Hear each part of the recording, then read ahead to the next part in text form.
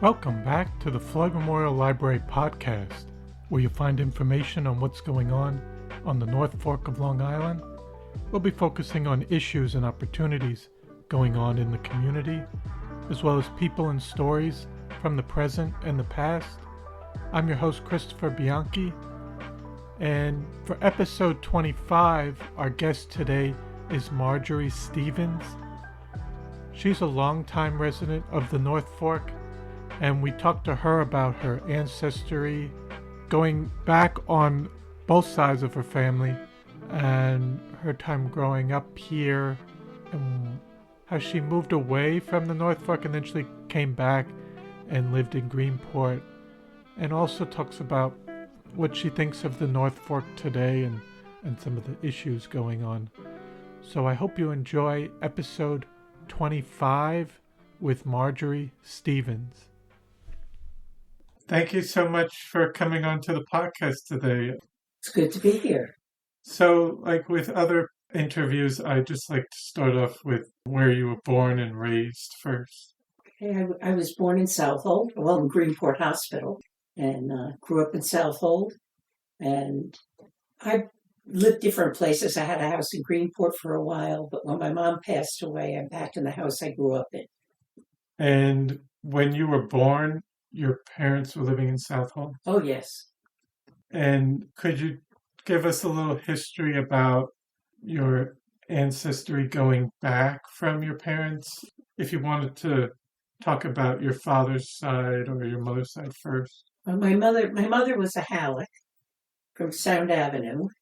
And I know about the Hallecks back to when Peter Halleck came to Founders Landing. So that most of the family's been here the whole time. Mm-hmm. I'm a Downs and a BB and a Tuttle and a Halleck. And my dad and my mom actually knew each other most of their lives. My two grandmothers were friendly. My grandma Moffat was from Southold, and they had relatives in common. So they would see each other at family reunions, and Mom and Pop got to know each other that way. My father's family came from Brooklyn. They were Scottish. They came over. My great-grandfather came over from Scotland. I don't know just when, but he worked for E.W. Bliss. He bought steel, and his job was to go between Scotland and New York and, buy steel. And so he would do that, go back and forth. And he raised the family in Brooklyn. And they would come out to Southold in the summer and vacation. And his son married my grandmother, and they were farming out here. And then all the family wound up moving out here. All the brothers and sisters, there were 6 of them, and they all wound up out here, eventually living in Southold. So, did they say? They would come out every once in a while, but did they say how they finally decided to move? Well, I think my grandfather moved because he married my grandmother. Yes. Went to work on the farm with my great-grandfather. And the 2 brothers, it's odd that they came out to do farming because I don't think of them as a farming family. They were in business. And my 3 aunts, 2 of them were teachers, and the third one kept house for the other 2. They were maiden ladies. And when they retired from teaching, they moved out here because their brothers were here. So, but there used to be quite a connection between Brooklyn and Southold, or the North Fork.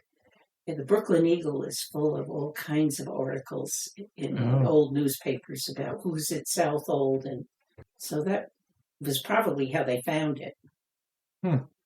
And you said on your mother's side was the Hallecks. Right. You said you can go back to Peter Halleck. Right. Was that he came over from Connecticut? Connecticut. He came from Connecticut.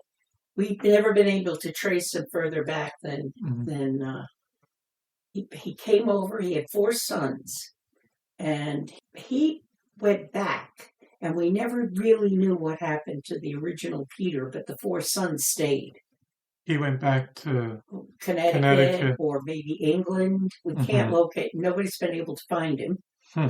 The four sons stayed, and he had a couple of daughters also. And mostly they settled off from Stony Brook out to Orient. Mm-hmm. They all got plots of land. Everybody was in that boat. So, And your mother's parents, they were located in Southold, or no, my mother's parents were all from Sound Avenue. Her relatives were all Jamesport, and my grandfather was on the corner of Doctor's Path and Sound Avenue in Northville. And my grandmother grew up on Manor Lane in Jamesport on a farm. In the back time, almost everybody was related. My father and mother, I remember my mother telling somebody that she and my father were cousins. Mm-hmm. They were shocked. And she laughed and said, if you didn't marry your cousin out here, you didn't marry anybody. But they were distant. It wasn't like first or second. But everybody was somewhat related. Right. If you've been here more than 20 or 30 years, you were bound to be related. And what did they do? They grew up on a farm? My grandfather, yes, he was a farmer. And his father before him. His mother was married to a sea captain who did coastwise shipping in a schooner and was lost in a storm off Cape Cod. And they lived in Port Jefferson. And then she came down to live. Her daughter married my great-grandfather, so she came down to be with her daughter. But the farm was on Sound Avenue all along. And did you get to meet some of your grandparents? Oh, yeah. I never knew my grandfather died when my father was 4, my Grandpa Moffat, but my grandmothers and my great-grandmas I knew well. Yes. I remember them.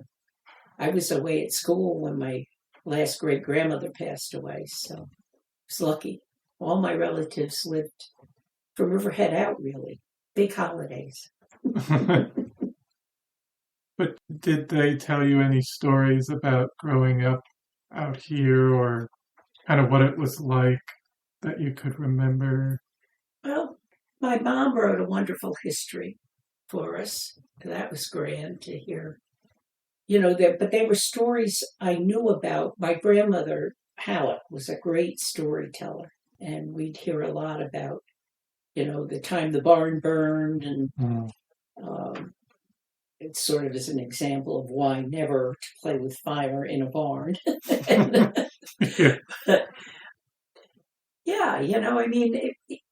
We sort of, now Halleckville is there. And that was Miss Ella. That was one of my mom's relatives. And that era was what we heard stories about. Would have been the same era as my grandmother growing up. But it was pretty much the same way when I was a kid as it was when she was a kid. Except, of course, many more inventions and technologies. But things didn't start to change really out here considerably until, later. It's very much still rural. And, oh, yeah. But they would get all their produce and stuff from just right there. They would. Yeah, well, my grandma had chickens. My grandpa grew pigs. He had a special love for pigs and had a wonderful garden. Plus, being a farmer, he farmed cauliflower and potatoes, mostly cauliflower.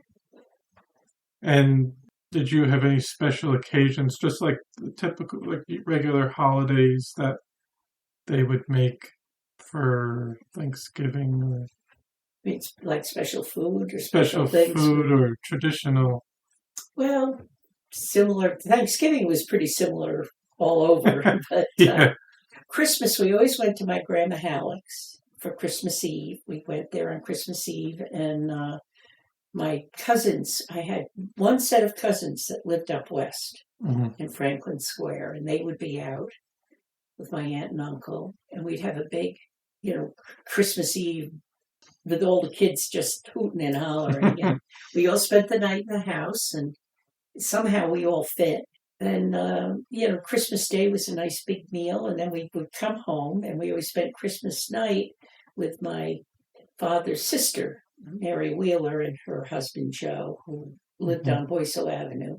So we went to see that set of cousins and find out what they got. And we would have leftovers, snacks. Otherwise, it was Sunday dinners shared between my Wheeler cousins and our family and my grandma Moffat. We would move from house to house depending on whose turn it was. Everything was really very family oriented. So your father moved out here.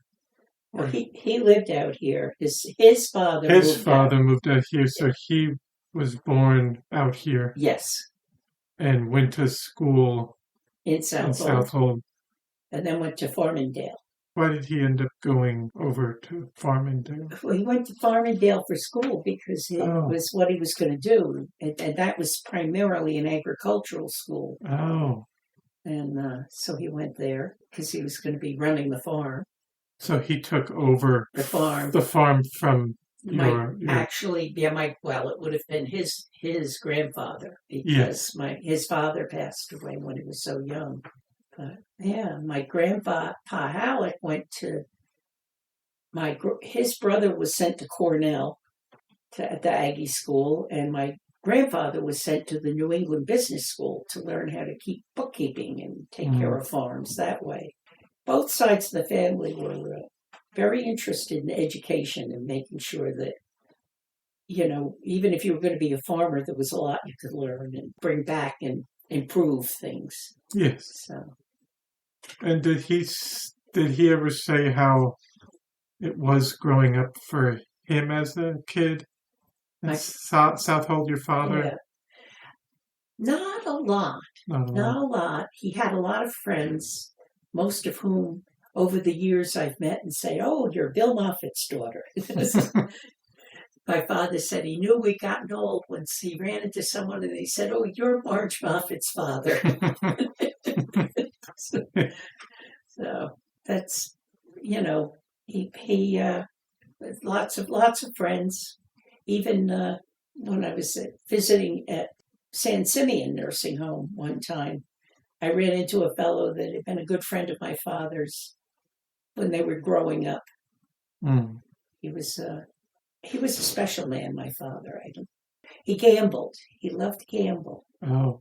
And but when he won, he liked to shoot dice. He knew odds were his thing, math and odds. And he did so well one time, he won enough money to buy my mother's engagement ring and a top coat.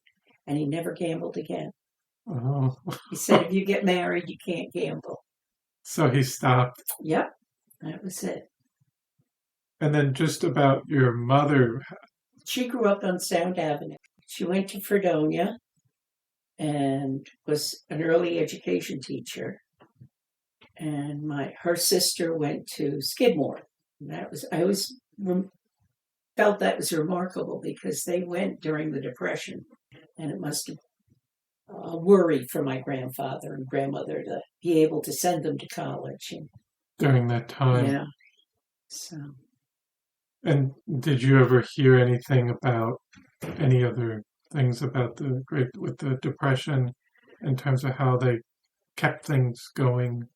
No, I think, for farmers, though it must have been a struggle, but I always felt like it must have been a little easier than being in the city because you could raise your own vegetables, and, the family owned the house. Mm-hmm. They were lucky. So they had no worries there were worries about things like how do you send your children to college, when cash is very short. But I don't think quite the worries about where's the next meal coming from. And then how did because you said the families kind of knew each other, but How did your mom and dad meet? Well, they knew each other most of their lives from family reunions. Mm-hmm. The Tuttles were the biggest connection, I think. My great grandma was a Tuttle before she was a Downs, and my grandma Moffat was a BB related to Tuttles, and so they knew each other because there'd be Tuttle reunions. That was a great thing, and Mm-hmm. they'd get together, and Mom and Pop knew each other. Mom wrote in her notes that Sundays were very quiet. You weren't supposed to play. You could read or do something quiet like that, but you weren't to be out running around and playing games. It was a very serious day. And they'd go to church, and then my father would, in the evening, and my father would pick my mother up after church and take her to a movie. And my mother, in her notes, said that she figured my grandfather wasn't too happy about that. Oh. But it was easier than having a cranky teenager on her hands. But he took her to a movie after the evening service. So wow. Mom sort of figured that was the end of Sunday. So now coming to you grew up in Southold. How many siblings? I have a brother and a sister. Brother and sister. I'm the middle. And I have an older brother. He's in North Carolina now, and my sister is up west. And so your dad had the farm in Southold. Right. And you grew up there. Yeah, I grew up at the farm. Was my grandmother's house was on the farm. I grew up in a little cottage on Jockey Creek, and they built onto it over the years. It was a summer cottage originally, and they built a little extra space for 3 kids. And now I'm back in that house. Wow. Yeah. And so how was it going to school for you? Well, we only lived about a half mile from Southold School, so yeah, it was good. Mm-hmm. It was good, The Southold School was a good school, and I was not a good student. I had no patience with in the classroom. Yeah, well, I was good in the classroom. I behaved myself. I listened, but doing homework was like a big 0 in my book. There were so many more things that were more interesting, so I was not a particularly good student. I got out. You got through. Yes, but the school was good. It was all in the one building. Yes, you just kind of moved your way up. Yeah, it was just the old building, the big building. It wasn't even the stuff. They were building the auditorium and all out back of the school when I graduated. The year I graduated, the construction was going on. So my father went to the school. It was only the furthest north square section. Oh. So it was really much smaller. Much smaller. And as a child, what did you do for fun? Well, there was always the beach. I had a friend, my best friend in the world, Penny. She and I would put on shows in her father's lot, and we'd talk her father into buying popcorn that we'd sell back to him, and our brothers into holding flashlights for the spots, and we would sell tickets to the local neighborhood. Yeah. I think about it now.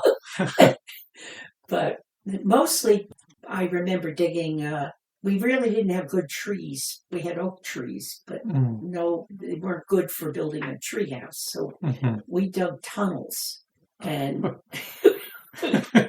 we had quite an elaborate, the whole neighborhood would get together. I lived down a dirt road with, a number of houses on it, and kids would all get together, and the empty lot, we dug tunnels fast, but it's all sand. So we had to put wood over the top because you couldn't keep up. But we had a wonderful time with that. I hadn't thought of it until a friend of mine bought a the last piece of property in there to put a house on. And when they went to dig for the foundation, she said, it's the strangest thing. There's all this excavating in there. we left behind a great network of tunnels. So, we just mostly, we weren't allowed to hang around the house. Mm-hmm. Your mother told you, find something to do or I'll find something for you to do. Especially on the weekend. Yeah, right. Or, at the weekend, or we had to be home by a certain time. The neighborhood all had different calls. So my mom had a cowbell, and Penny's father had a manually operated foghorn. And you could go anywhere you wanted as long as you were in earshot of being called home for some reason. But everyone had a different noise. Yes, so you could recognize whose kid was being called home. Wow. Mostly, we came up with things to do. How was that coordinated? Was that coordinated with the parents on the street, or just in terms of... people picked up on it, and, my best friend's father had a boat, and a fishing boat, and he had a hand-blown foghorn.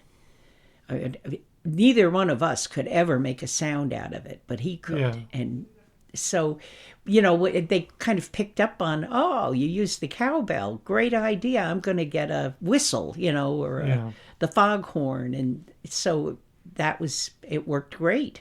Keep the kids in check, but, not too far off. But again, very independent, much more independent than kids are now. And would you be able to go, because you went to Greenport, would you go to Mattituck or Cutchogue, Mattituck, or Riverhead? No, never went that way without a ride, Once in a while to the Mattituck movie theater, which I think East End Sporting Goods is there now. It's an old Quonset hut.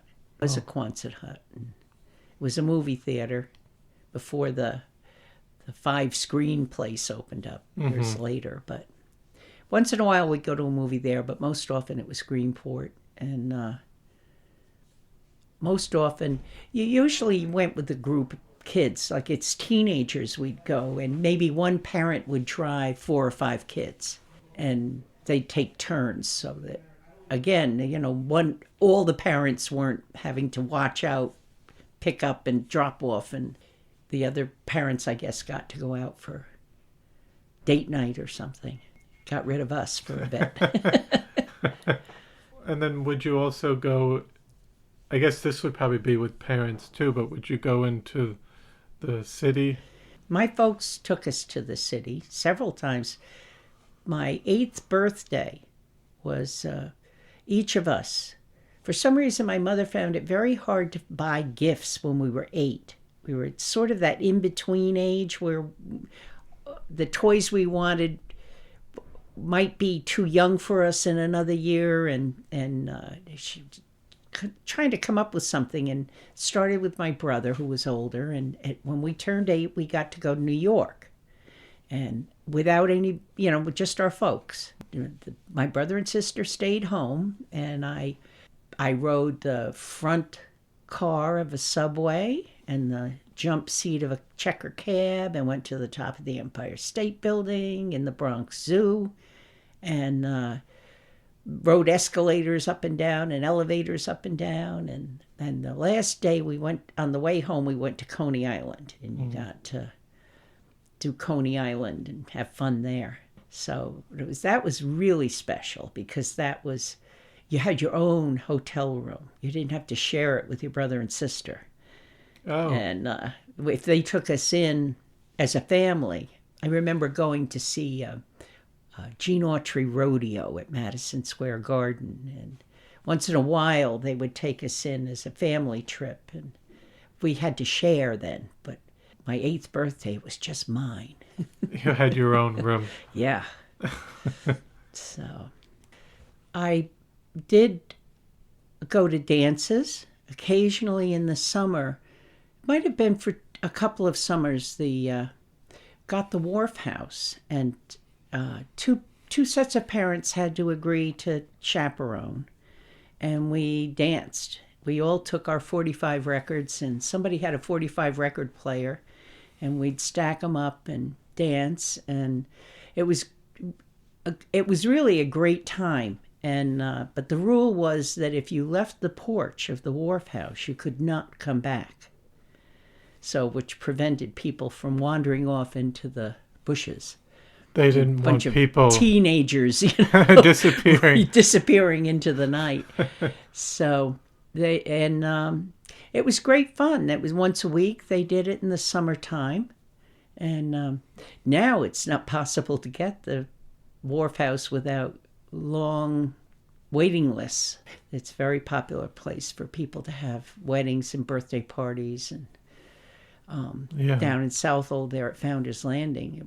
It was a gorgeous spot, and that was wonderful fun. And we roller skated at the Greenport rink, pre its kind of demise. For a while the floors were bad and they had to stop, but when we were teenagers, they had a fellow named Herb Studier who played the organ, and they had lights that I think are still there, with all skate and ladies only, and it switched directions. And we'd go down, and you could rent skates just like they do now. And I think that was ordinarily on a Friday night, and once in a while they'd bring in a band, and we'd all go down and hear the band play. But it wasn't, as I remember it was a crowd of kids on the floor and the band on the stage. And I don't think we danced. I think we just saw the band and had wonderful time. And then we ice skated at Hummel's Pond. Hummel's Pond was our spot to skate. And at that time, the fire department used to flood the pond if we'd had wind and the ice was rough. They'd come down and flood the pond so it'd be nice and smooth. Oh. And they would even set up lights on one of the fire trucks, and we'd have a big fire going, and they'd tend it and set up lights so you could ice skate at night out there. How long do you think they had that before it was more difficult to... I don't really know, because I went away, and it was still happening when I was graduated from high school. But I imagine that insurance issues and liability issues and all kinds of things came up, and it had to stop. And for a long time, people couldn't skate on Hummel's Pond, but I think they can now again. It's not really public property, but it was a great spot. So we used to have parties in the winter, mostly during school. My group of friends mostly lived in kind of my area, and we'd take turns having a party on Saturday nights at a different person's house each week or two, and that was fun too. Only one parent had to be home then.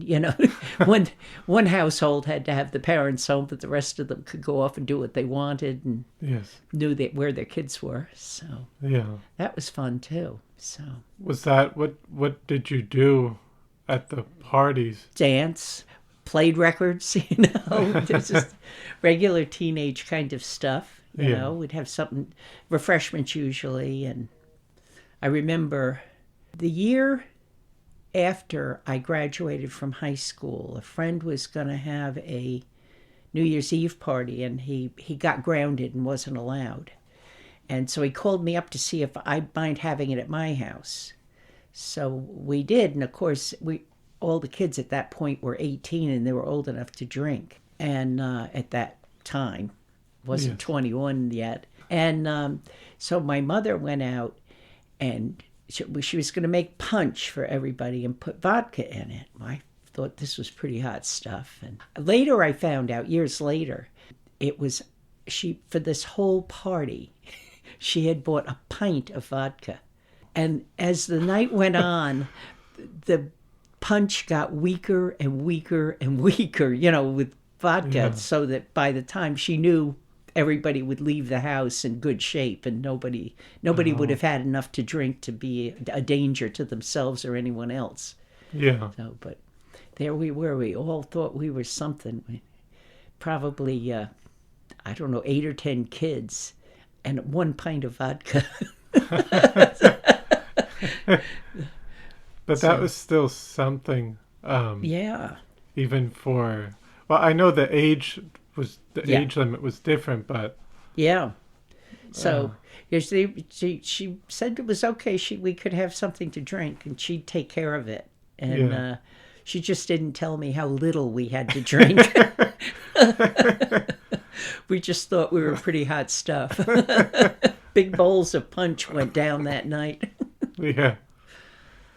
We did go to the movies at Greenport mostly. When I was young, sometimes we would go to the matinee and we'd take the train from Southold.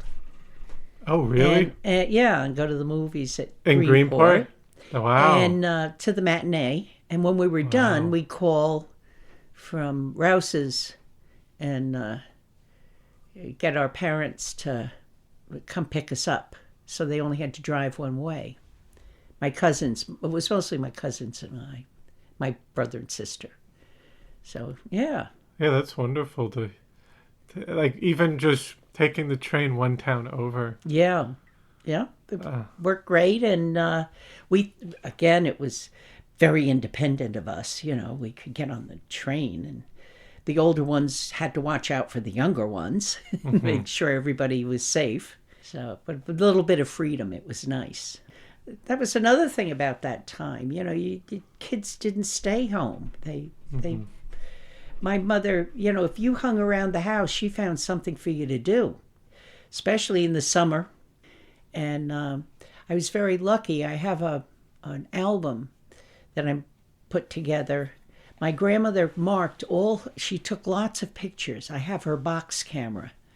And she took lots of pictures with it. And she marked them all with who they were and other family pictures that she had. She made sure they were all marked. So I made an album that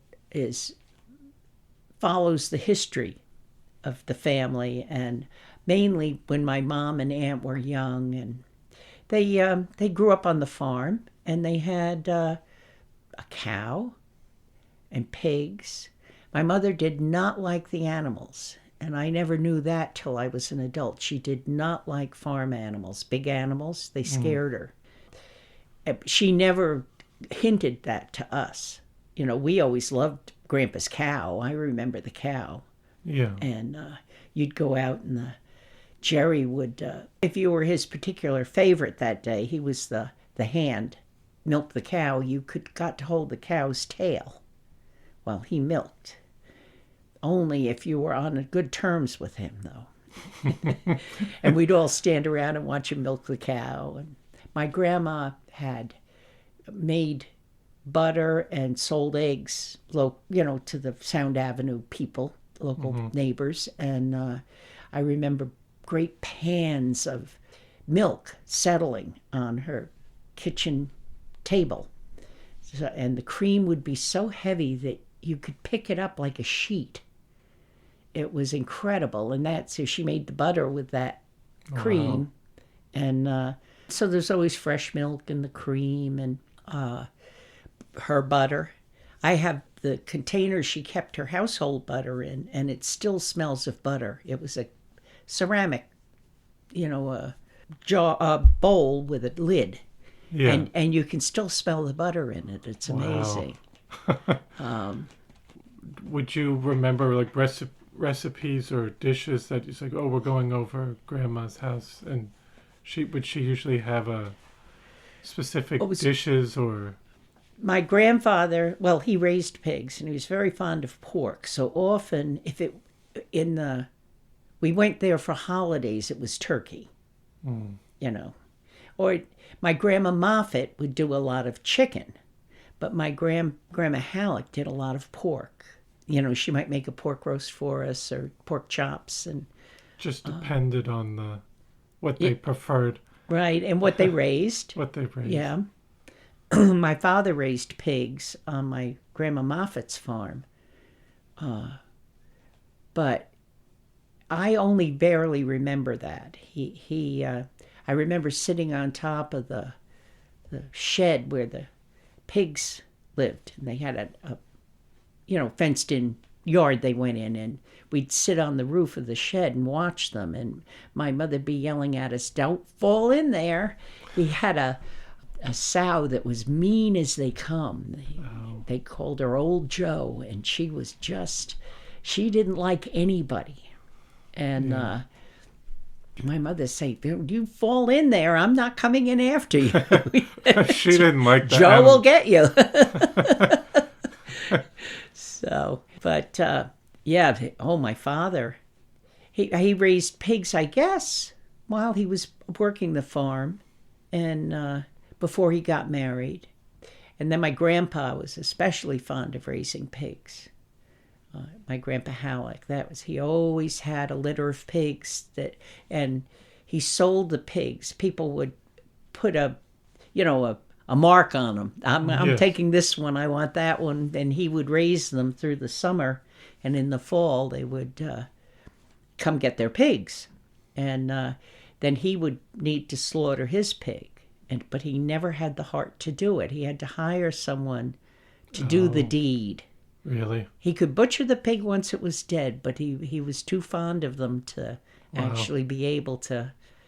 He hire a fellow to come and help him with the butchering and all.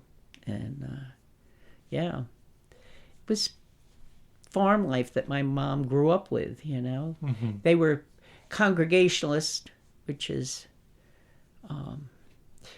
was fairly strict as far as like Sundays. My mother said Sundays she just dreaded them because you could read, you needed, you went to church and all of that was fine, but then it's your last bit before school, and you could read or talk, or you really weren't allowed to play games or do anything like that. And she had a neighbor across the way, Herm Aldrich, that she and my aunt were friendly with, and she'd stand on their side of Sound Avenue, and he'd stand on his side, and they'd throw rocks back and forth with notes tied to them, trying to pass the afternoon.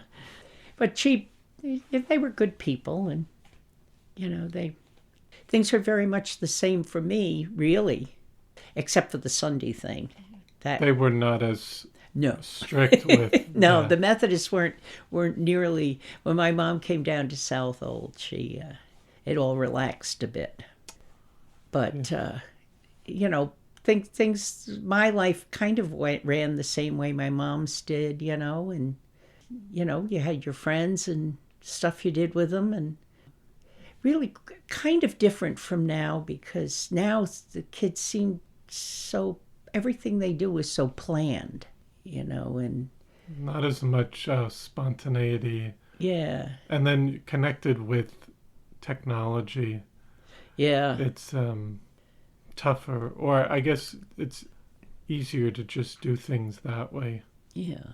So it now there seems so many more worries in the world than there were when I was growing up. I mean, we went to New York. My father would give us a postcard from the hotel, and he would say, "Now, stick with us, don't get lost, but if you should get separated, find a cop and tell him to take you to that hotel, and we'll be waiting there for you." And that was sort of, there was no, if you get 2 feet away from me, you'll be murdered, or there was no big worry about it. This is how you'll handle it, and it was fine. We were told, we knew we didn't take candy from strangers. You didn't get in a car with a stranger. But the candy thing didn't apply to my Grandma Moffat, who always had bubble gum and handed it out to every kid in the world in her glove compartment, and Dr. Stevens, who always had candy in his glove compartment. If he saw a kid walking down the road, he'd stop and give him a candy. You could take candy from Dr. Stevens and bubble gum from Moff, but that was it. But, it was just, it wasn't a big deal. It wasn't, if you get in that car, you'll be snatched. There was no worry about it. It's just the rule. This is how it works. Mm-hmm. So. Are there any traditions that you still carry on today? Or even what you did as a child? Christmas Eve was always my mom's, especially once we grew up and we got married and had, you had to make a choice because now you have two sets of parents to please. And my mother announced with the first marriage she would take Christmas Eve and that we were free to do what we wanted on Christmas Day.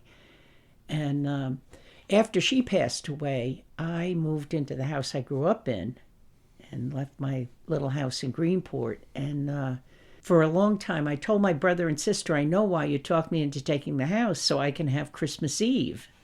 And finally, I had to give it up. I had to say, this is enough. But people were coming out on Christmas Eve, and I was worried constantly. A lot of them were coming from further west. It wasn't just local anymore. So that I kind of had to call a halt to it.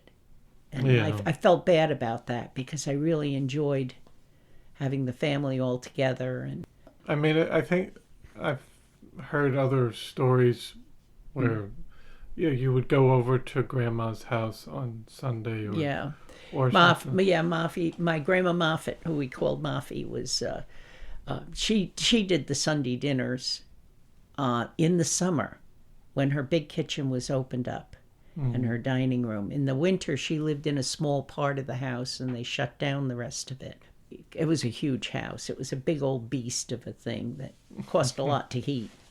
But we shared Sunday dinners with my aunt, the Wheeler, and my Wheeler cousins. And we would go, Mom would do it one week and Aunt Mary would do it the next. And then in the summer, my Grandma Moffat would ease in there and there'd be 3 different places. And that was when we always had chicken with Moffy.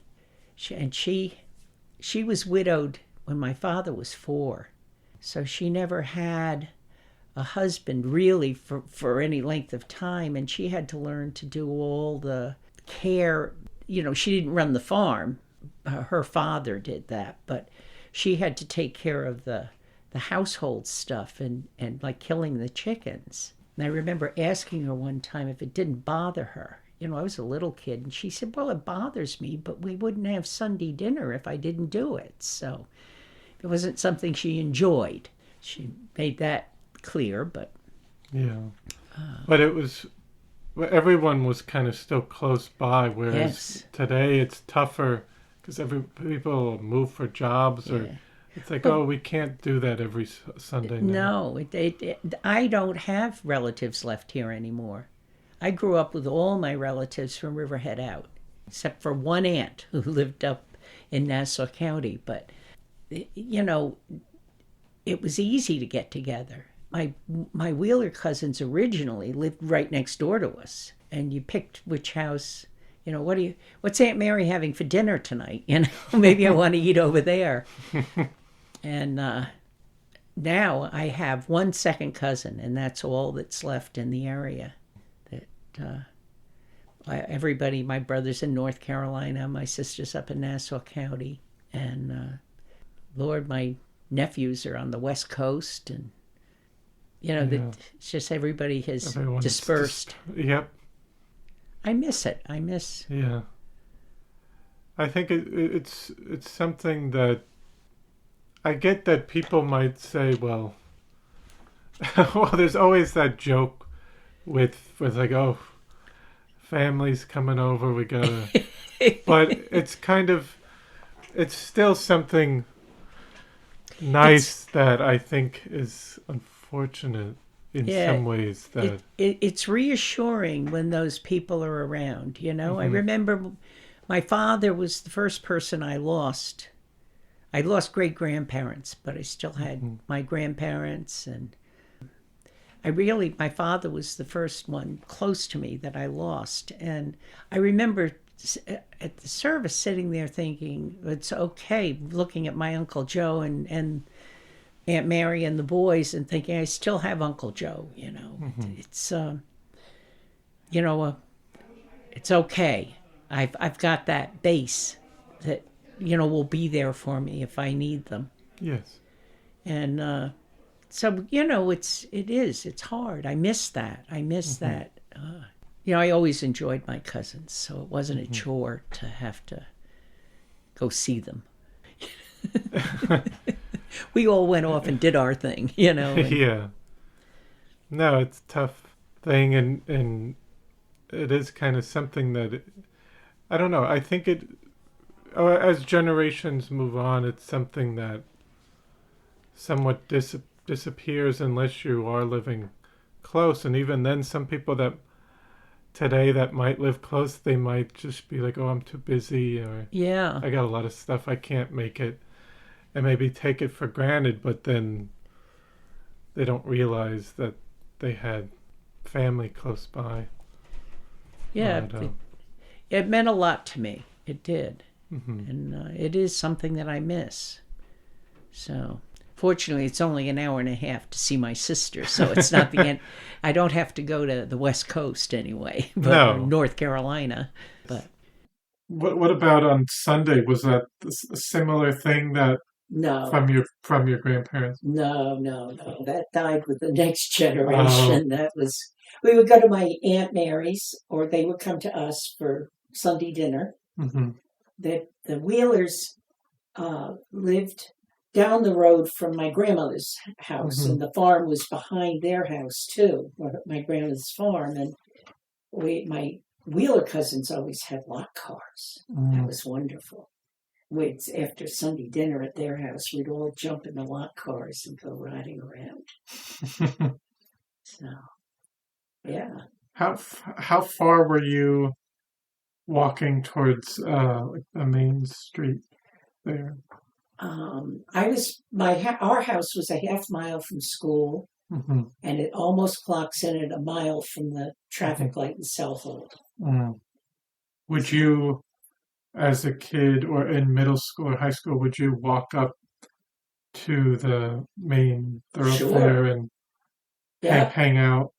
Well, yeah, I would sit on the library wall, which was frowned upon. Oh, well, what do you mean, the library wall? You know, it's Southold Library has that high wall, and it was just a big thing. The kids all, as teenagers, you wanted to hang out. You know, you sat on the wall, library. But they would say, "Oh, you gotta." Yeah, well, no, my mother didn't really like me sitting on the wall at the library. Really, you know, if you want to go downtown and do something, that's fine. Yeah, sitting on the wall just didn't strike her as like appropriate. Yeah.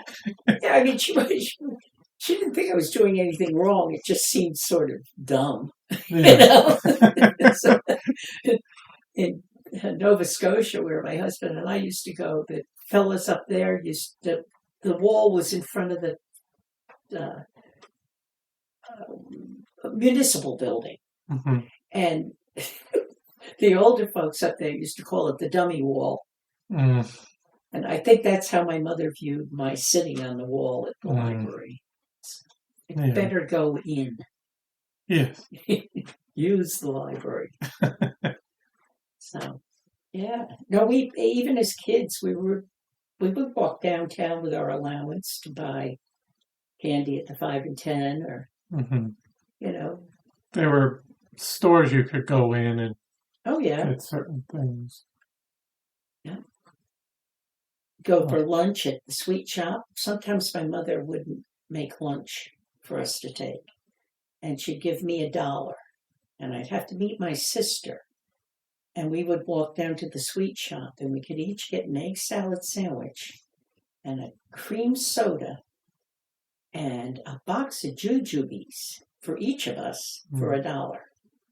Wow, it's amazing. That was quite. I had to wait. My sister was 2 years younger, and I had to, walk with her down. I was the one with the money. Wow. Yeah. And so in school, did you know kind of what you wanted to do coming out of high school? I just wanted out. And then they did aptitude tests, and my guidance counselor said the first thing on the list she was afraid to tell me, she was afraid I'd do it, and that was garage mechanic. But the second choice would have been bookkeeping, or accounting. And who wants to do that?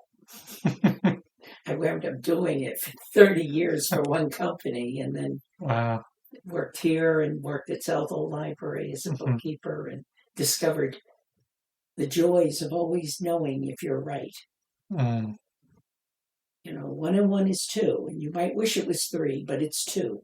Yes. But you said a teacher said she didn't want you going to be the guidance. garage. Yeah, well, it was in another time. Mm-hmm. Yeah. Another time. And that was just the influence of my cousins and my brother. And Yes. Did you have any specific different classes you could take that were to cater towards different things that you were interested in? Because they would have shop class or home ec. Well, you did not take shop class. Yes. You took home ec. I liked home ec. It was, I learned to sew. My mom taught me, and cooking was fine. I liked the sciences. But I have always, all three of us, been terrible spellers. It must be hereditary. English was always a struggle because, I was looking up every other word to get it spelled correctly. Math was good. Not business math I liked. I didn't have patience with algebra and geometry. I got through them, but I didn't like them. But history? History was good. History was good. We had a good history teacher. He made it interesting. Did he teach about the area or more the general? No, he taught. US. Yeah. No, really very little was taught about the North Fork. It's interesting. Yeah. No, it was mostly, 1 year was American history and another year was world history. And, I don't know if they do that. I don't think they do that today either. Maybe not as much. In lower grades, actually, we used to make, there were field trips to like the old house in Cutchogue, or I remember going in 5th grade to the Riverhead Historical Society. But no, not much about local history. And so you became a bookkeeper. Where did you said you worked for 30 years? Where did? For a company called Seatronics. They had a store in Greenport when I took the job. And eventually he had stores on the South Shore in Hampton Bays and in Wainscott. And they had a lot of work in Montauk with the fishing fleet. And finally he decided he had to pull it all into Hampton Bays. So the last 10 years or so were all in Hampton Bays. I had to commute from here. Was that right out of high school? No. I lived upstate for a while. I did a number of things. I did factory work for GE. I made radio cabinets. That was the best job I ever had, the most lucrative. I could pay all my bills with 1 week's paycheck and had 3 weeks to blow. Like 20-year-olds do, or 25-year-olds. And I got married up there, but it wasn't a very successful marriage. And I missed the water.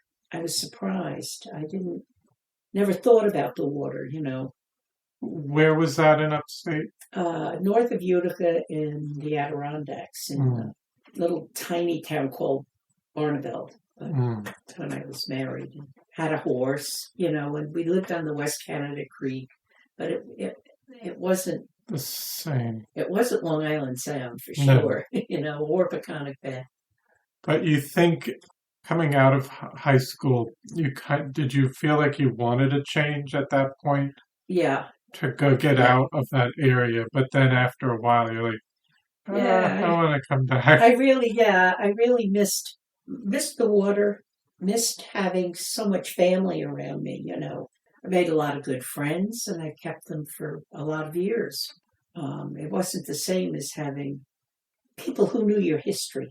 Because up there they might be like, I don't know Yeah, what that is, but yeah, it's nice being in an area that you have a history here and other yeah. people know about it too. And all my cousins and all that I grew up with. Mhm.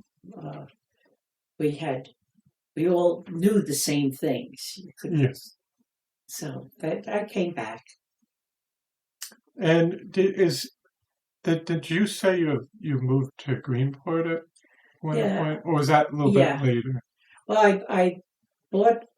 I had an apartment in Greenport, and then I did the chapel on Center Street between First and Second. That was about to be torn down, and When was that about? 75, Mm, 76. And I put it back together. I lived there about 20 years. wow.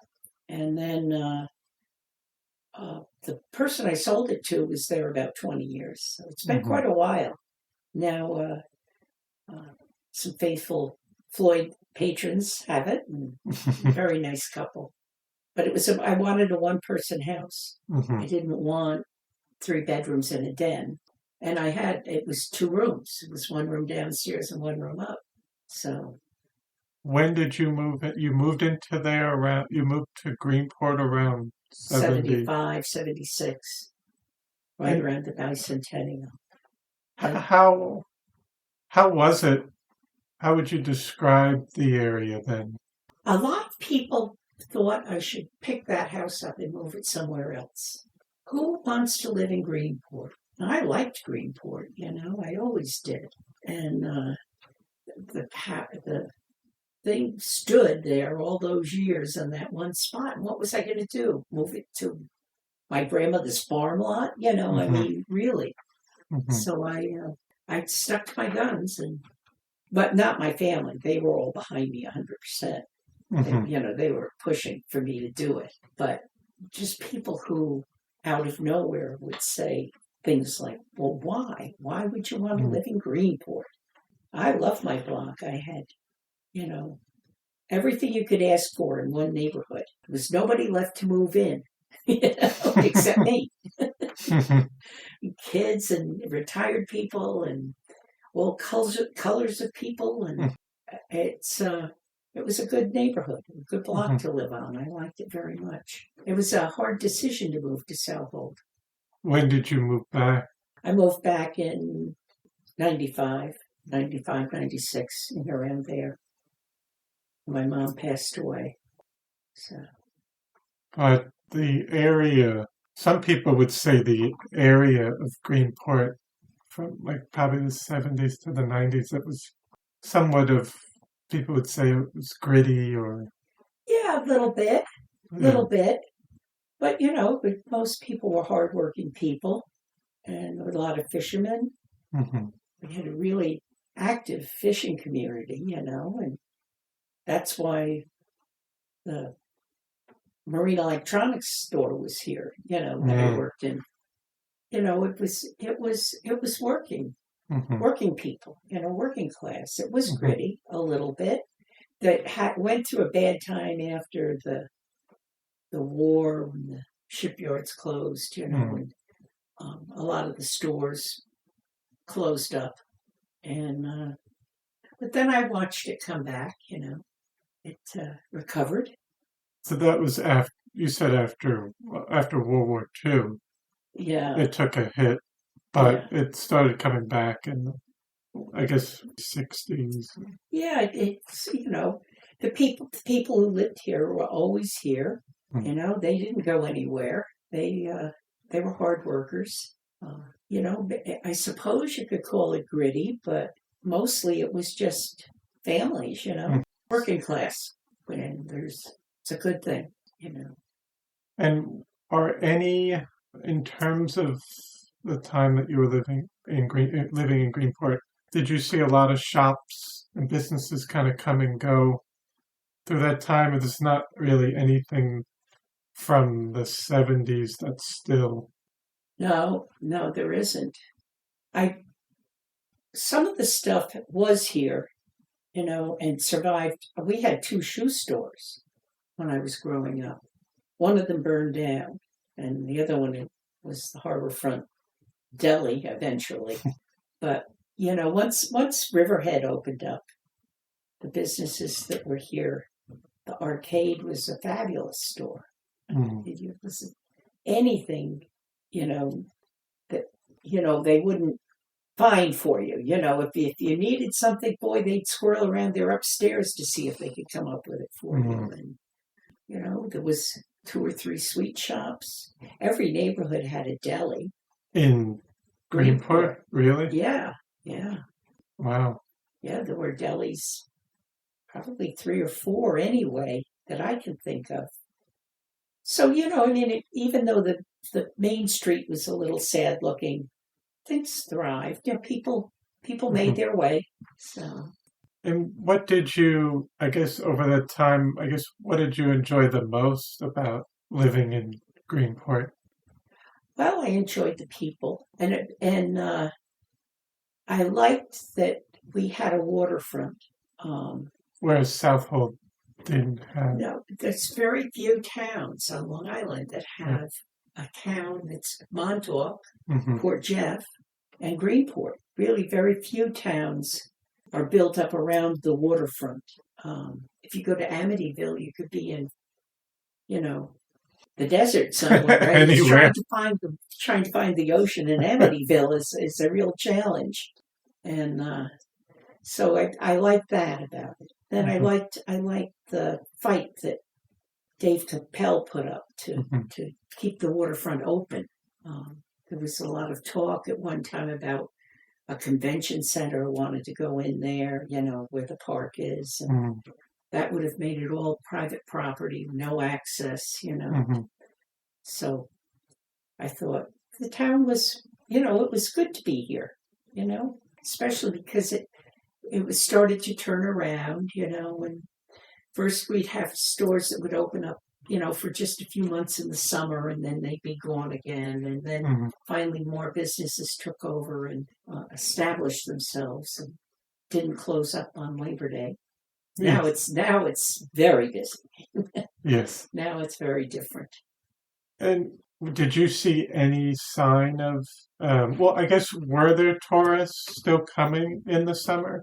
Yeah. But not as much as today. But. No. And a lot of them, I don't know how many tourists came to Greenport. There weren't a lot of, but most of the motels and there were a couple of places out in East Marion that had cabins. The Hellenic had cabins behind it. And there's another one that still does have cabins out there. And along the Sound, a lot of motels and along the bay, but not the Airbnb thing didn't exist. We did have a few scattered tourist houses where people could come and stay for a week or 2. And you also, was this, because you mentioned Dave Capel. Yeah. Was this also the time that the Carousel was being talked about? Yeah. Yeah. Coming here, and you were involved early on.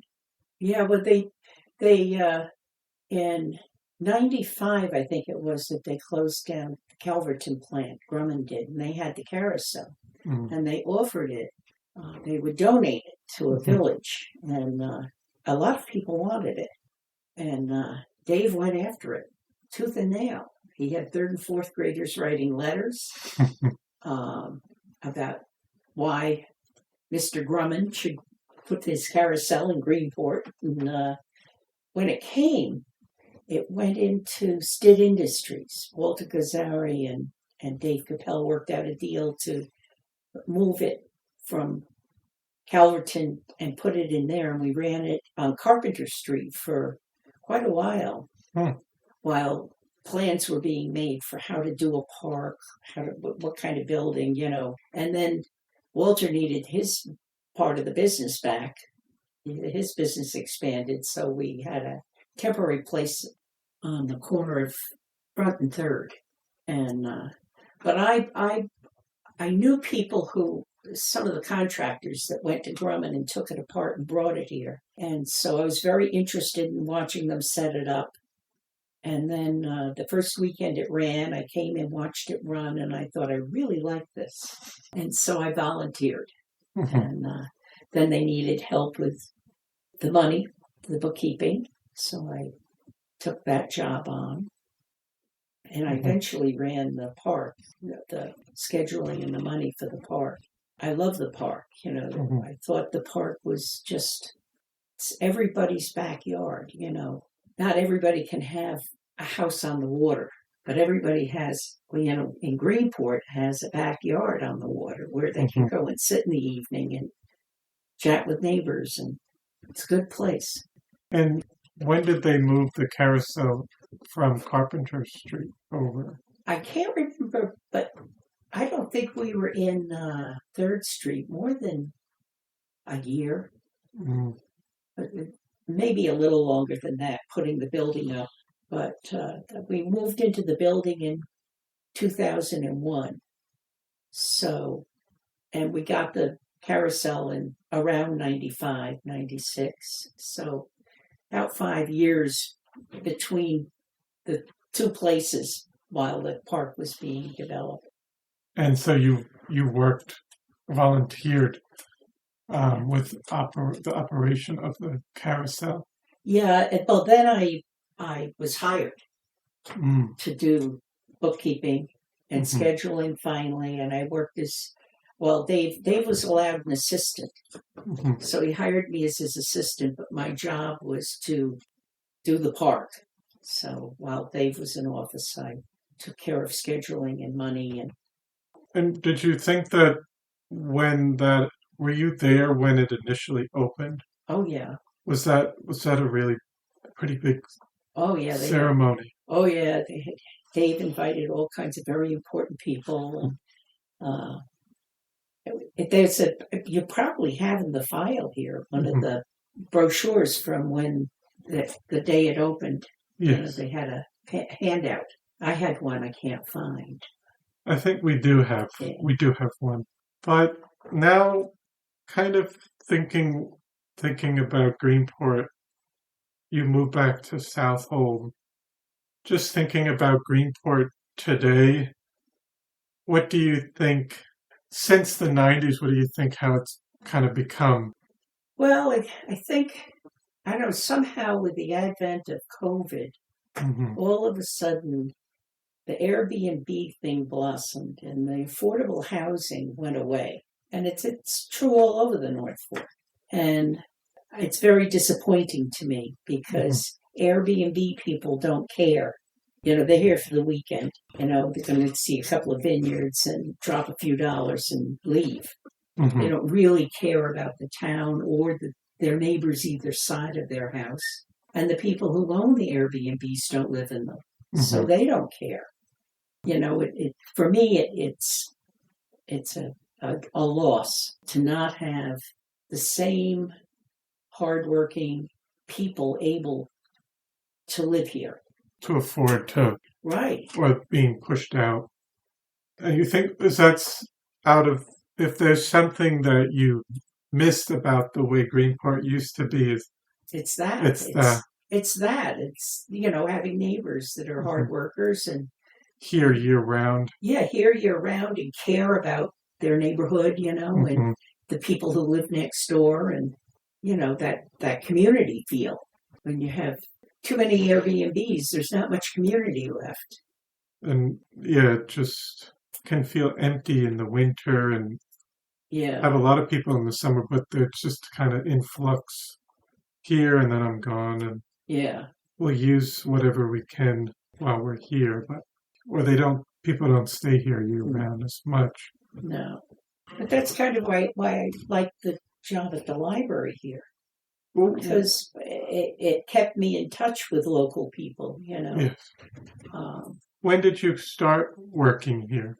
probably 25 years ago. It was a second job for me. I was still working for the Marine Electronics Company, but I've always had a job and a half. I like to be busy. I like bookkeeping, and I loved working with Lisa. She was, It was a good experience yeah. working here. Yeah, and then, like I say, things happened, and mostly what went on involved, it might even involve summer people that you got to know, but they were permanent residents and Yes. cared about the village. So it was nice to be here and to be in touch with a community. Mm-hmm. And then you said you're also you're still doing this at Southold Yeah. Library. It's only 1 or 2 days a week, but I found that I'm 80 now and I'm getting cranky. Things change and I don't like it. They update the darn computer. Yeah. Why is that thing over there now? It was always over here, Yeah, they do slight different things. And it's even on the phones, there's always be some updates. Yes. It's like, did they really need to do that? Yeah. And I'm getting kind of cranky about that kind of thing. And I thought, it's probably time I retired from bookkeeping. And, forms change and it aggravates me. My Excel spreadsheet doesn't work anymore. And, I have to revamp things. And so I'm retiring from there probably around April 1st. But I do work at Peconic Landing. I'm a companion there, and I'm enjoying that. I have 3 people now that I work with for 2 or 3 hours at a time. And then, so I'm working at Peconic Landing. Yes, And, as a companion. Yes. And a companion doesn't do any heavy work at all. But I do work I enjoy. I don't mind older people. Some people are uncomfortable around older people. I also don't. I work in the nursing home part of it. A lot of people don't like that, but I don't mind it, and I have 3 people now that all have memory issues, some more severe than others. And for an hour, 2 or 3 hours, I take them where they want to go. I have one fellow who, when you're in a nursing home, even at Peconic Landing, as special as it is, there's things have to happen a certain way. You can't just wander around, and do what you want to do. And so I get to take him out. I take him out, and if he wants to walk in circles for 2 hours, we walk in circles for 2 hours. My job is not to say no, I do what he wants to do. The same for the other 2. And often I take them off the floor and we go over to the bistro for lunch. They like that. They get to pick out what they want rather than what's being served today. And I enjoy it. They're nice people. And I have no problem with them because I don't say no. Yes. So it's much less stressful job because if I can't be there for some reason, it's not the bills aren't getting paid and when can I get back and get the checks written because things will be late and we'll be fined and that kind of stress about taking off from a regular job. If I can't go, the people are covered. They're not left alone. Yes. So I don't have that stress on me of needing to be at work and get things accomplished. And how many people do you kind of work with as a companion? Three people, different days. I don't work full time. I have one day when I work 5 hours with 2 people, and one day with 4 hours with two people. One day I go in just for one person for 2 hours. So it's my schedule's. I have plenty of time off to do the things I like to do. Yes. And what would you say is your favorite part about being a companion? I think just that I really enjoy the people. I like the people very much, and that I can add to their quality of life. When you're in your 90s, there's not a lot for them. I mean, they work hard to provide recreation and interesting things and keep them, but it's kind of a special time for them. Yeah. And families, like one fellow's family, can only come on weekends because they work, but they want to know that somebody a couple of days a week is making an effort to spend a couple of hours with him and do the things he likes to do. Yes. So. Definitely. Yeah. But is there any challenges in that job, or the toughest part about the job? The toughest part about the job is losing people. I lost a woman I was with for 1.5 years, and I got to know her well and her family. Even her grandchildren visited at times, and I got to meet them, and that's the hardest part, is that you kind of you grow an attachment, and you get to know them, and you try not to be attached. I mean, they're not family, and yeah. But still, I miss this woman. I miss the times that I spent with she and her husband, and that's the hardest part, is that you know that they're generally not terribly well. That's not. There's one woman up there who in independent living who's, I think, 104 now, and she's out walking every day. She's in independent living. Her hair is always perfect. Her clothes are sharp. She's sharp as a whip. And she could go on years more. But the people I deal with are not as well off, and that there's going to be a limited time with them. So. Yeah. But overall, you enjoy working at Peconic Landing as an environment, and I like the people I work with. The other companions are great fun. We all get along well. Doesn't seem to be a lot of rivalry growing on or backbiting. It's just a comfortable job. Good for a retirement, to keep me busy, and so I remember what day of the week it is. But do you do any other hobbies or other activities outside? I really love live theater, but I've had to stop going to New York. It's just beyond my means anymore to pay for. I could pay for a ticket to see a show, but it's too much money. I just can't. It's expensive. Is it like 90, 80, or 100? 300, 200. I mean, tickets have just gone so far beyond my means. And, but I'm going to go up. I used to go when my husband was alive. I would go up to Nova Scotia. We had a cabin up there. We had good friends up there. And I'm hoping to get up there maybe in the fall. And I have a trip planned to go to Maine, maybe late May, early June, and friends have invited me, and we're going to go to Boston and see a show there. Wonderful. So the tickets are back down where. So it's a show I wanted to see and didn't when it was in New York. So that'll be fun, and I like music. Almost all kinds of music. There's nothing that.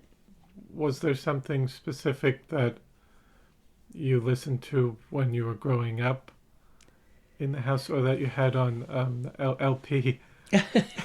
Well, when I was a teenager, I had my own records. When I was a kid, I listened to my folks' records. They had a lot of jazz. They liked jazz, and big bands. Some Glenn Miller was a favorite of theirs, his recordings. And so that got played. And they would go into New York on their own to see shows and go to jazz clubs when there was still that whole street of jazz clubs, I think on 54th. And they just go from place to place hearing who was performing and enjoying that. So I learned early on about varieties of music. So, of course, I went through my teenage years loving rock and roll and dancing. And then as I grew older, I went back to listening. I love the Great American Songbook. You know, I love cabaret style singers and jazz and some classical. I'm not as good at knowing much about classical music. That's something that I would work on. Yes. You know, that I find that Peconic Landing offers a lot of opportunity for concerts. And so I'm happy to go to those and learn a little more as I go along, you know, about classical, because I do enjoy it. I just never knew much about it. So, Hannah, what have you liked about living on the North Fork all these years? And I love having the water around. I like my little neighborhood I live in, where it's down a dirt road. It's a little group of what were once summer houses, and all turned year round now. And I have good neighbors, and you know, it's we all look out for each other. We don't necessarily share, all of us, the same views, but we get along. You know, we don't have to share the same views. We can have neighborhood parties and not discuss politics or religion, you know. And there's lots we can talk about that we enjoy and each other. So, and I like that about the North Fork. It's changing now. So it used to be, you know, the whole North Fork was like a neighborhood. You know, you got to know people. Now I don't recognize so many faces. It's unusual to, you know, fun to run into somebody you know. yeah, Although I do go to lunch with friends I graduated from Southold School with. That's still fun. We get together and. No, I think it's nice having that where you I think it's nice seeing people you know and kind of feeling like it's a community. Yeah. And I think it's tougher today when you have new people move in, and it's not so easy getting to know people, and they might have different opinions about things and might want to be more like in your face about them. Yeah. It is more difficult, you know, and especially because it seems like there's a lot of transient people. It's not people buying homes and living here and becoming part of a community. It's people who are passing through and get out of my way, you know. I'm passing through. Don't spoil my good time. That's one of the biggest changes, I think, is Southold probably had a population of 2,000 when I was growing up, maybe. You know, you knew everybody. If you didn't know them, you recognized them, and you always smiled and nodded when you passed someone on the street. You know, it was common courtesy to recognize that you saw them, and you didn't necessarily, they weren't friends of the family or people you would talk to, but you always, I remember friends who, upstate, who came to visit, and we were walking down toward the dock in Greenport, down toward Preston's, and there's a fellow coming up the street, and as we went by, I smiled and said hello, and my friends were appalled that I would talk. Well, why did you speak to him? Well, because I passed him, and we made eye contact, and you're polite, you know, you recognize that you're passing someone. You just say hello. It's not an invitation. No. It's just pleasant. And there's less and less of that too now. Kind of just, well, and then you have people that are on their cell phones and they might try walking across the street and not look up even if the cars are going by, but just, not as much eye contact, and maybe that's something that has changed with the generations, but I think it's still nice to have some form of recognizing or acknowledge that someone's there without just no eye contact at all. Yeah, I can't imagine bothering to talk on I have a flip phone. I mean, I really am from the dark ages, but I just have no desire to be on the phone doing anything. I have it. If you need to reach me, you can, and if I need to get help, I can, but it's a phone, it's not my source of entertainment in the world. And I find it, so many people, what are they missing? You're not, you get all the ways wherever you were going and you never noticed anything that happened along the way. Was it a nice day out? Oh, I don't know. No, it's like people want to be connected with the world 24/7, and they're not connected at all. But yeah, it's a tough thing. And then do you think the population has gone down in Southold? Because you said it was 2,000. Well, maybe 2,000. Oh no, I think it's a lot more now. It's a lot more now. It's huge. When I went to school, the building was only the big building you see there, the old building. None of the grade school was there. None of the building in the auditorium and all behind. That was all still. And when my father went to school there, it was only one end of that big building. So the town's grown over the years, but it was much smaller then. Now I don't know what the population is now, but now there's enough people in Southold. I mean, really, the building, what was once farm lots, and it's all, we call them house farms now. I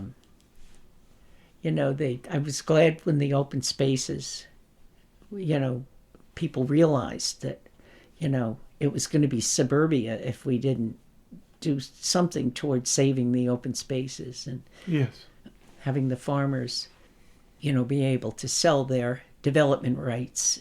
And then some of the vineyards have kind of helped keep it. Yeah. Well, that's once a farmer sells his development rights, it can't be developed except for farming. And when the Hargraves decided to try grapes, and they turned out to be so successful here, it was a boon. The farmers that needed to get out of farming, didn't have children that wanted to do it, had somebody to sell a farm to where it would still be a farm. It was nice. So it was a big help. And I think it's tougher for the farms that are still here, I think, to kind of balance out their living and just hope that it doesn't. Right. Even if, say, it doesn't, I don't know, hopefully it just doesn't change into subdivisions of houses, and hopefully with the zoning and we can keep it more like rural if you want to, because I know housing is an issue, but we don't want sprawl either. No, and unfortunately, a lot of the affordable housing that we've had has gone to people snapping it up and turning it into Airbnbs and temporary, they don't care about their neighbors because they're never here. They're just collecting the money for renting it out and maybe using it a little bit in the off season or here and there. But, it's no longer affordable housing. So now people are having to move further and further west in order to be able to afford to live. And I think we're going to find that if anybody's ever been on Flanders Road, I used to work in Hampton Bays and have to go over on Flanders Road first thing in the morning, and in that lineup of services, contractors and lawn guys, and there's a steady stream, just a solid stream from Riverhead out east to the South Shore. And I think they're going to find that here, that the roads are just going to be clogged with people who can't afford to live here and still do the jobs that they like, and Because there'll still be people commuting out here to work. They're not living out here. Right, they'll be commuting because they can't afford to live out here. No. And they're not going to be able to afford minimum wage jobs either. So when we get things like big hotels wanting to come in, I don't know where they're going to find the people, because they're not going to pay service workers, much more than minimum wage. And they don't want to pay, so there's somebody who's going to have to drive from Calverton or further west for a minimum wage job. They're just not going to bother. And people have even mentioned people getting bussed out here from Queens to work in some businesses. So yeah, I mean it's a real problem. It's a real problem because it's going to make a huge change here on the North Fork. And whether, we will end up losing, community aspect has kind of been, I think, struggling with keeping the North Fork as a whole, a community connected together, just with changes going on. But the area can change very fast. Yes.